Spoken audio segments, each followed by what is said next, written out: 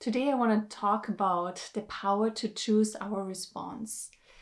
Responding versus reacting. And yeah, there's a difference. In life we encounter many events and situations that can cause stress and trigger emotional reactions. The difference between reacting and responding is, while responding is a thoughtful, intentional way of addressing a situation, reacting is quick, emotional, and instinctive. Reacting can lead to words and actions that we can later regret.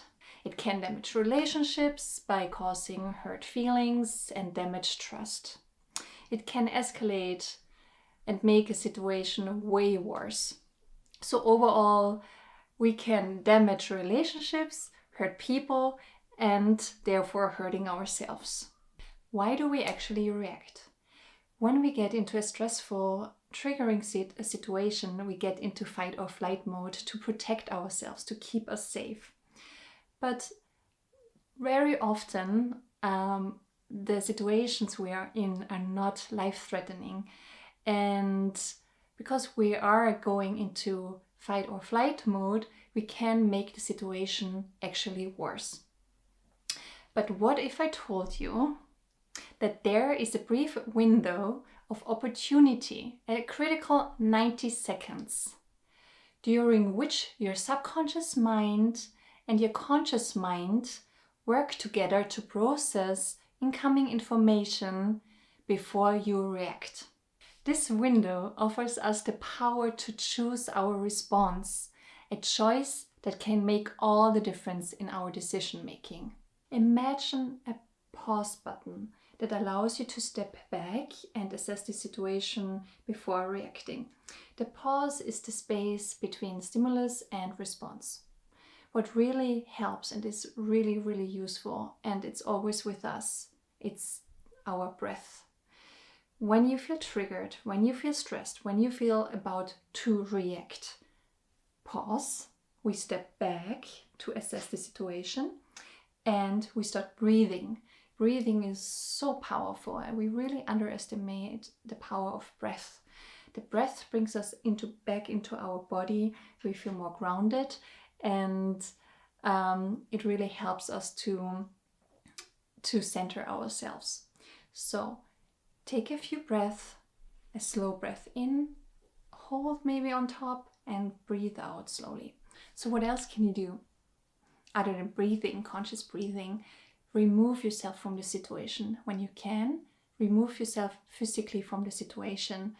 And I know it always depends on the situation. It might be not so easy to go somewhere else, but you always can use the washroom and stay there for some minutes to create more space between the stimulus and the response, because we want to avoid reaction. The first step is always becoming aware that we can choose differently. And if you have the tendency to react, next time when you are in a stressful situation, think about it that you have 90 seconds where you can choose differently. It all takes some practice, but it always starts with the first step and with becoming and creating more awareness. I think it's really important to know that we do not have to say what we think and how we feel right away when we are in a stressful situation.